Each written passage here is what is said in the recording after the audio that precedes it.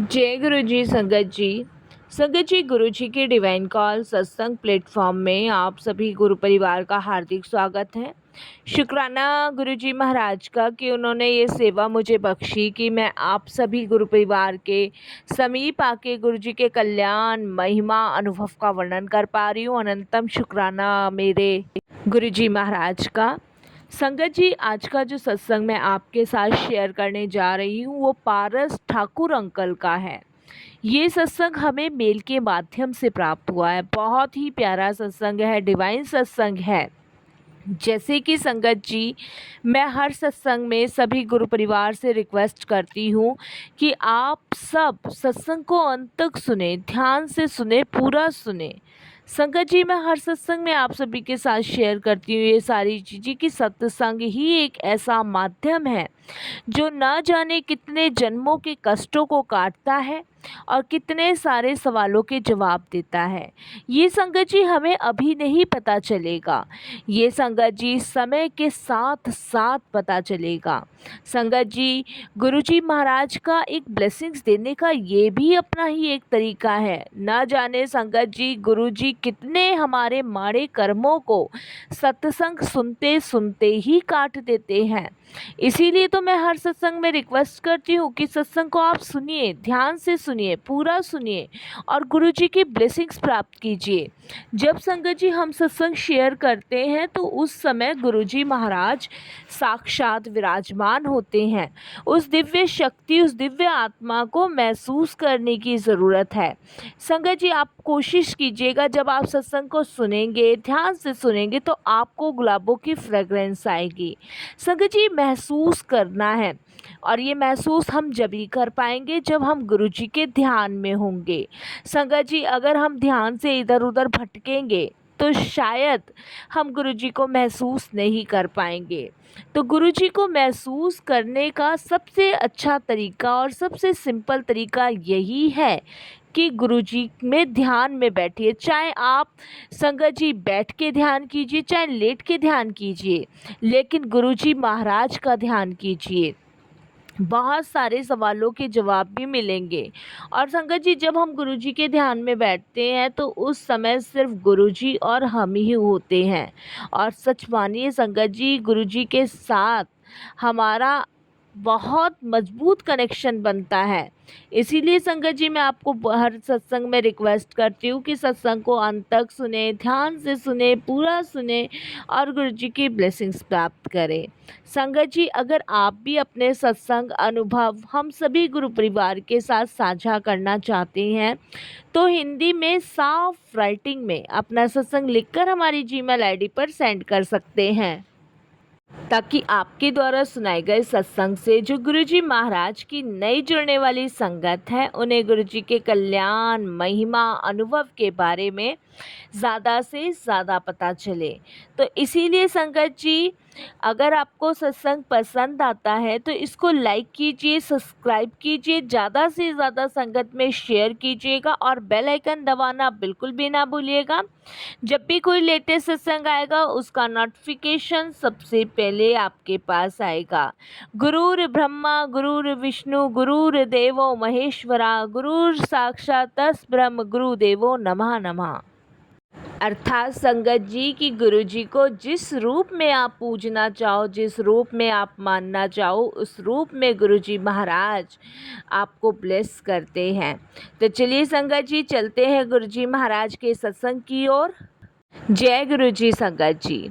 संगत जी, मेरा नाम पारस ठाकुर है और मैं दिल्ली का ही रहने वाला हूँ। गुरुजी के साथ मेरी जर्नी 2012 में शुरू हुई थी। मैं 2012 से लेके 2024 तक अभी तक बहुत सारे सत्संग शेयर कर चुका हूँ। गुरुजी की असीम कृपा मेरे पे, मेरे फैमिली पे, मेरे बच्चों पर रही है, जिसके लिए मैं गुरुजी का कोटि दान शुक्राना करता हूँ। संगत जी, गुरुजी से जुड़ने से पहले मैं बिल्कुल नास्तिक था, भगवान में विश्वास बिल्कुल नहीं करता था। संगत जी, कहीं मंदिर मस्जिद गुरुद्वारे कहीं भी मैं नहीं जाता था। इवन तक कि रास्ते में से निकलते हुए भी अगर मुझे भगवान की मूर्ति भी दिख जाती थी तो मैं बिना नमस्कार, बिना सर झुकाए आगे चला जाता था। मेरा मानना सिर्फ यही था कि हमें जो भी कुछ मिल रहा है वो हमारे भाग्य से मिल रहा है, इसमें भगवान का कोई भी रोल नहीं है। क्योंकि संगत जी, भगवान से इतनी घृणा, इतनी नफ़रत मुझे जब से हुई थी, जब से मेरी मदर एक्सपायर हो गई थी।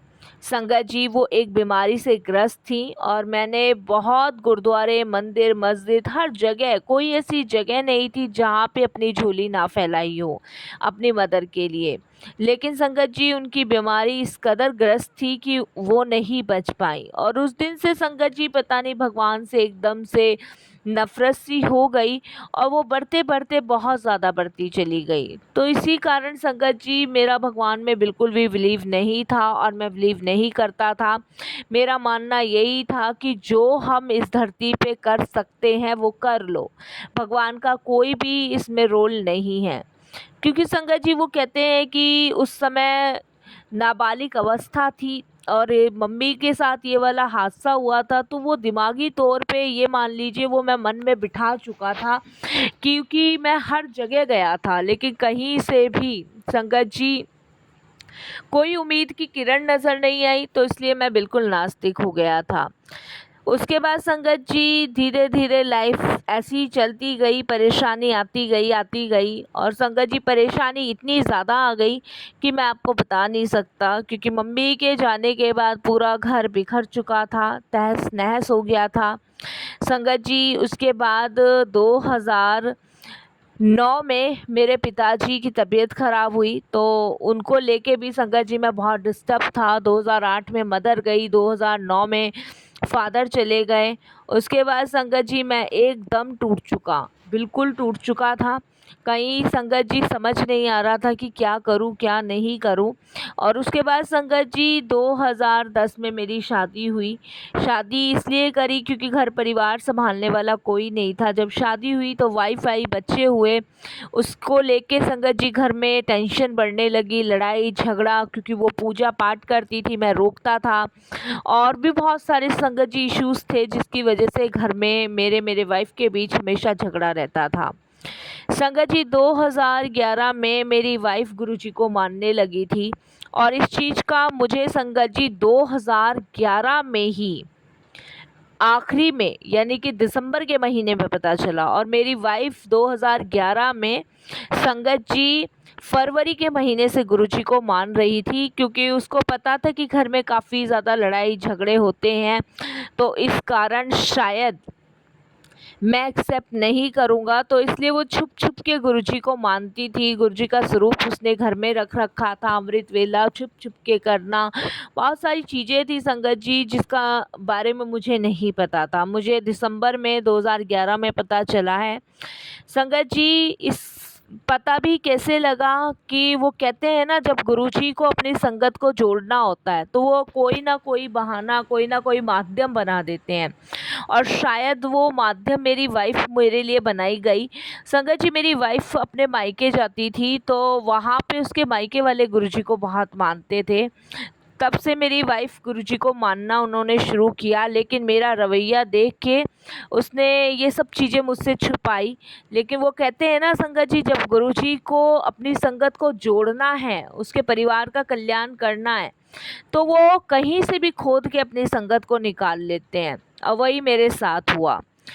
संगत जी, वाइफ का तो गुरुजी के साथ कनेक्शन 1 टू 1 चल ही रहा था, लेकिन मेरा कोई कनेक्शन नहीं था। तो आपका 24 अक्टूबर, हाँ, 24 अक्टूबर को संगत जी मेरी तबीयत बहुत ज़्यादा ख़राब हो गई।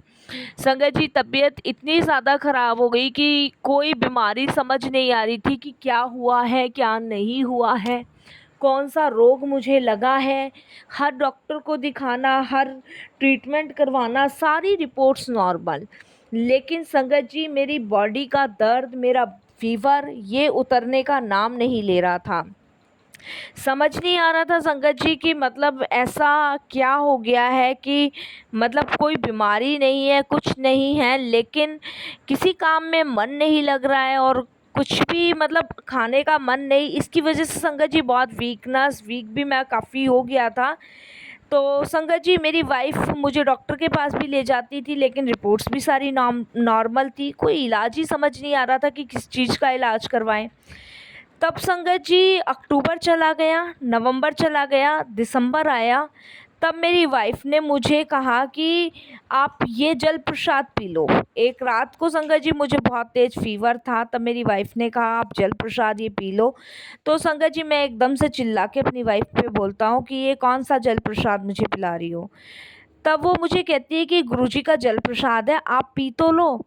और संगत जी उसके बाद मैं उस जल प्रसाद को लेता हूँ। मुझे माफ़ करना मेरे गुरुजी, मुझे क्षमा करना, मैं नादान हूँ, मूर्ख हूँ, अज्ञानी हूँ। मैं नहीं समझ पाया मनुष्य के अहंकार में आके। गुरुजी मुझे क्षमा करना, आप बख्शनहार हो इस मूर्ख को। तो संगत जी मेरी वाइफ़ मुझे जल प्रसाद देती है और वो जल प्रसाद संगत जी मैं किचन के सिंक में डाले आता हूँ और नहीं पीता हूँ और चिल्लाता हूँ अपनी वाइफ़ पे।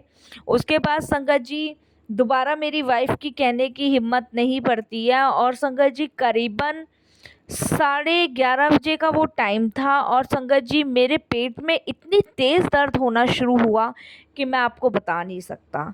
संगत जी जैसे मछली तड़पती है ना, उस कदर मेरे पेट में दर्द होना शुरू हुआ। रात का समय था, वाइफ़ को जगाया और उसको मैंने कहा कि मुझे हॉस्पिटल लेके चलो।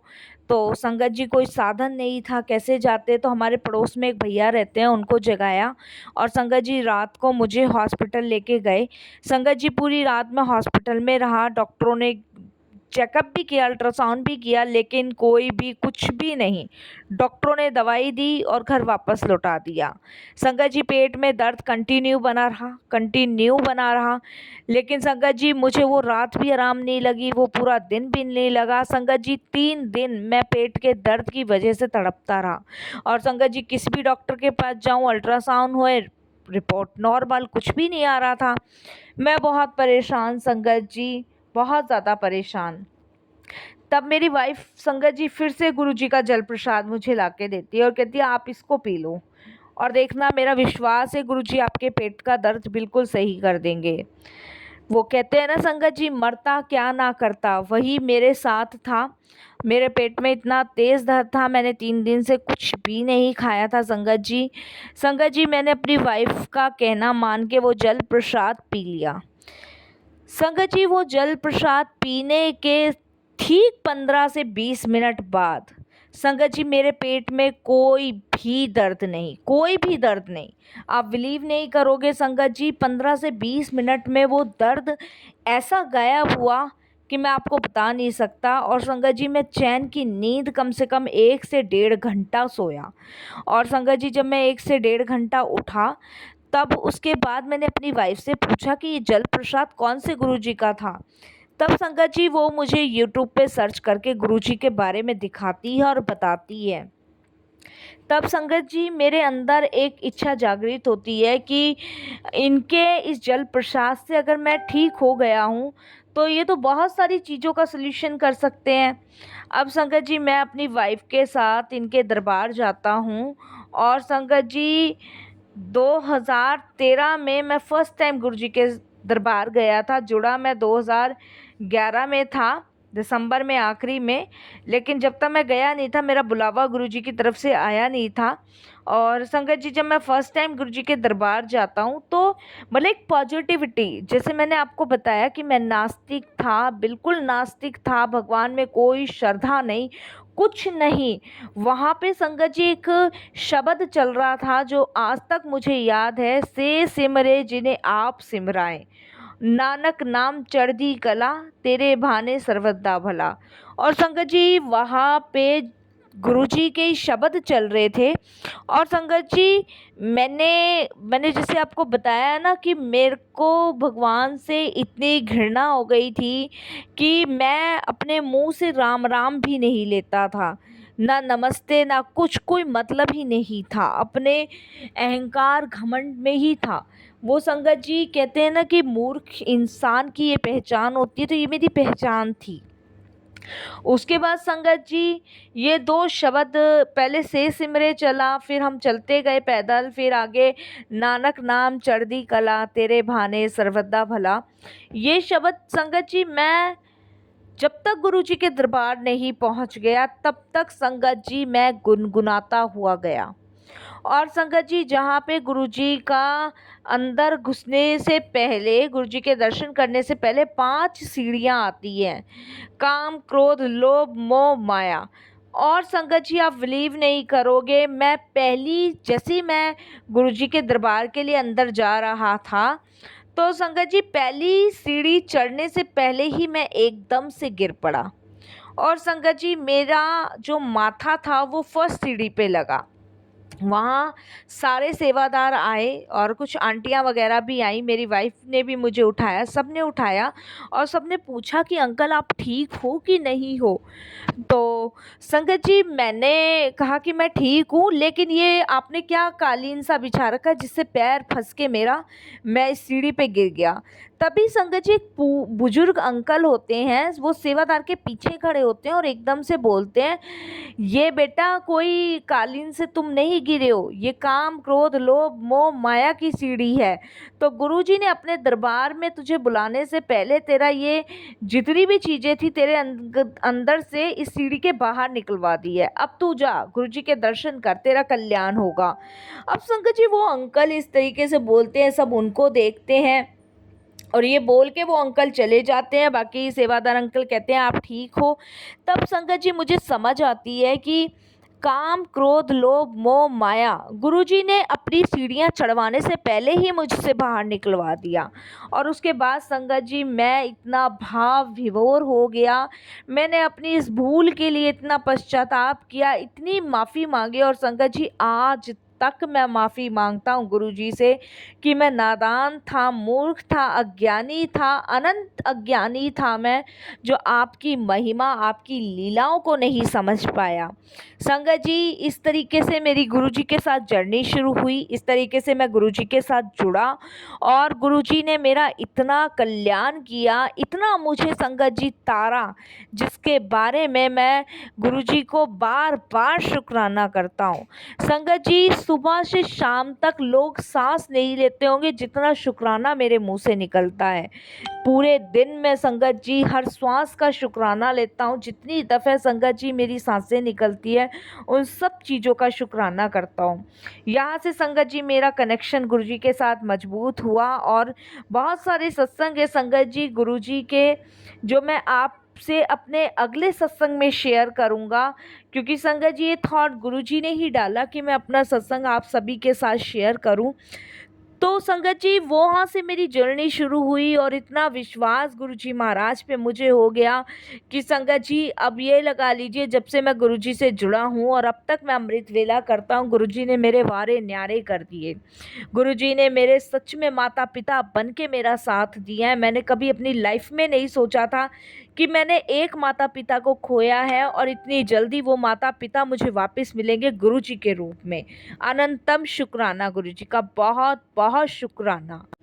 संगत जी सत्संग तो मेरे पास बहुत सारे हैं, फिर गुरुजी की आज्ञा होगी तो मैं बहुत सारे अपने अनुभव सत्संग शेयर करूंगा। और भी संगत जी जर्नी मेरी गुरुजी के साथ रही है, बहुत सुंदर जर्नी रही है, बहुत प्यारी जर्नी रही है। बस संगत जी आज गुरुजी ने जितना मुझसे लिखवाना था मैंने सत्संग के माध्यम से लिखा, ये थॉट गुरुजी ने डाला था। अब इस सत्संग से किस संगत का कल्याण होना है, किसको क्या जवाब देना है वो गुरुजी जाने। हम अज्ञानी हैं, मूर्ख हैं, बस मैं तो यही आप सभी से प्रार्थना करूंगा कि गुरुजी को समर्पण करें, विश्वास करें और अपना सब कुछ गुरुजी को सौंप दे। गुरुजी जो भी करेंगे वो सर्वश्रेष्ठ करेंगे। हमें धैर्य रखना है, गुरुजी में ध्यान लगाना है और संगत जी ध्यान लगा के गुरुजी की ब्लेसिंग्स प्राप्त करनी है। बस गुरुजी पे विश्वास, भरोसा, संयम ये होना बहुत ज़रूरी है। संगत जी 1-to-1 कनेक्शन आपको गुरुजी से बनाना है, गुरुजी को आपसे बनाना है। ये आप दोनों के बीच की बात होनी चाहिए, तीसरा इसमें कोई भी नहीं होना चाहिए। संगत जी एक बार ट्राई कीजिए और देखिए कि आप खुद गुरु जी को महसूस करेंगे, उस दिव्य आत्मा को महसूस करेंगे और वो आपके अंग संग होंगे। बस मैं अपनी वाणी को यही विराम करता हूँ। कोई भूल चूक हो, कैसी भूल चूक हो, क्षमा करना। फिर गुरु जी की आज्ञा होगी, फिर मैं अपना नेक्स्ट सत्संग बहुत जल्द आपके साथ शेयर करूँगा। ओम नमः शिवाय, शिव जी सदा सहाय। ओम नमः शिवाय, गुरु जी सदा सहाय। संगत जी, ये मंत्र जाप मेरी वाइफ प्रीति के नाम से भी है। ओम नमः शिवाय, शिव जी सदा सहाय। ओम नमः शिवाय, गुरु जी सदा सहाय। जय गुरु जी, शुक्राना गुरु जी, अनंतम अनंतम शुक्राना गुरु जी। जय गुरु जी। संगत जी, बहुत ही प्यारा सत्संग था, बहुत ही डिवाइन सत्संग था। सच में गुरु जी ऐसे ही अपनी संगत का कल्याण करते हैं और ज़्यादा ब्लेसिंग्स प्राप्त हम सभी को होती है, क्योंकि गुरु जी हमेशा से कहते आए हैं, सत्संग सुनने वाले का भी कल्याण, सुनाने वाले का भी कल्याण, करने वाले का भी कल्याण। अगर आप भी अपने अनुभव, अपने सत्संग शेयर करना चाहते हैं तो हिंदी में साफ राइटिंग में अपना सत्संग लिखकर हमारी जीमेल आईडी पर सेंड कर सकते हैं, ताकि आपके द्वारा सुनाए गए सत्संग से जो गुरु जी महाराज की नई जुड़ने वाली संगत है, उन्हें गुरु जी के कल्याण, महिमा, अनुभव के बारे में ज़्यादा से ज़्यादा पता चलेगा। बस संगत जी, मैं भी अपनी वाणी को विराम देती हूँ गुरु जी के मंत्र जाप के साथ। ओम नमः शिवाय, शिव जी सदा सहाय। ओम नमः शिवाय, गुरु जी सदा सहाय। जय गुरु जी।